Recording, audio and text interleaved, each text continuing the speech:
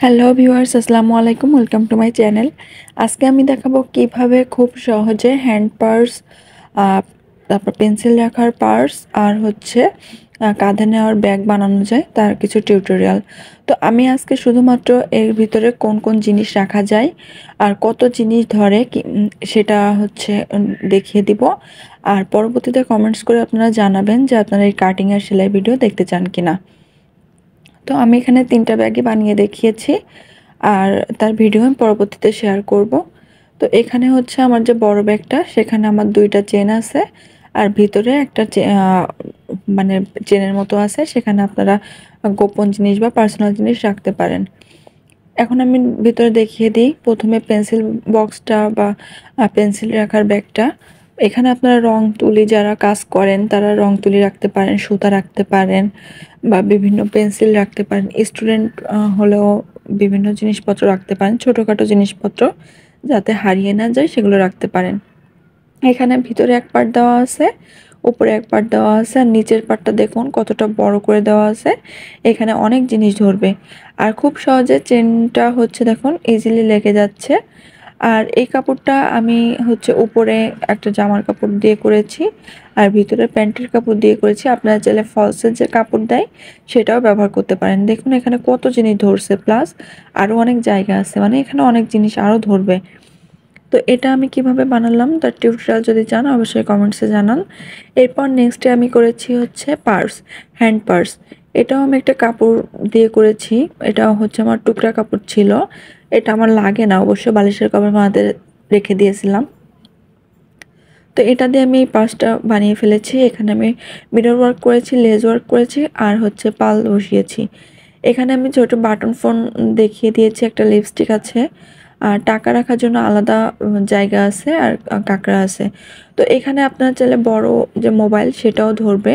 আমার কাছে বড় মোবাইল একটাই আছে যেটা দিয়ে ভিডিও করছি, এজন্য আমি দেখাতে পারলাম না। তো দেখুন কত কিউট একটা ব্যাগ, হাতে রাখলে অনেক সুন্দর দেখা যাবে। এখানে আমি সাইডে দেখুন লেজ ওয়ার্ক করে দিয়েছি, মিরর ওয়ার্ক করেছি আর পাল ওয়ার্ক করেছি। এখন আমি বড় ব্যাগটা দেখিয়ে দিচ্ছি। দেখুন বড় ব্যাগটা নিচের দিকে চিকন হয়ে বা ছোট হয়ে উপর দিকে একটু শেপ করা, এই শেপের ব্যাগগুলো অনেক সুন্দর হয়। আর নিচের পার্টটা দেখুন কতটা জায়গা, এটা দেখলেই বুঝতে পারবেন যে ভিতরে কত জায়গা আছে, কত জিনিস ধরবে। আর বেল্টটাও অনেক মজবুত করে বানানো। উপরে ভিতরে যে চেন দেখুন, এর চেনের ভিতরে একটা আলাদা চেন আছে, এখানে অনেক টাকা পয়সা বা অনেক জিনিসপত্র রাখা যায়। আর এই পিছন পার্টেও আমি একটা চেন রেখেছি, বড় করে চেন রেখেছি, এখানেও আপনারা জিনিসপত্র রাখতে পারবেন। তো এই ব্যাগটা এখন আমি খুলে দেখিয়ে দিচ্ছি কতটা সুন্দর দেখা যায়। আর ব্যাগটা যেহেতু কাপড়ের ব্যাগ, যে কোনো সময় যে কোনোভাবে ক্যারি করা যায়। তো আমার দেখুন আমরা যে কোনো জায়গায় গেলে একটা ওড়না আমাদের লাগে। আমরা যদি বোরকা পরে যাই বা কোথাও বেড়াতে গেলে আমাদের একটা ওড়না দরকার হয়। এখানে যে একটা 3 পিস অবশ্যই ধরবে। তো আমি এখানে ওড়না দেখিয়ে দিলাম। এরপর দেখুন এখানে সাইডে আপনারা টাকা রাখতে পারেন বা বিভিন্ন লিপস্টিক আপনাদের পছন্দ মতো রাখতে পারেন। চশমাটা আমি রেখেছিলাম। এরপর দেখুন আমি কত কত জিনিস রাখছি। তো এটার টিউটোরিয়াল আমি শেয়ার করব যদি আপনারা চান। তো অবশ্যই কমেন্টস করে জানাবেন আপনারা এই ধরনের টিউটোরিয়াল চান কিনা। এখন পিছনের পার্টে দেখুন, পিছনের পার্টেও অনেক জিনিসপত্র রাখা যাবে। আমি এখানে মাস্ক রেখেছি, প্লাস লিপস্টিক রেখেছি।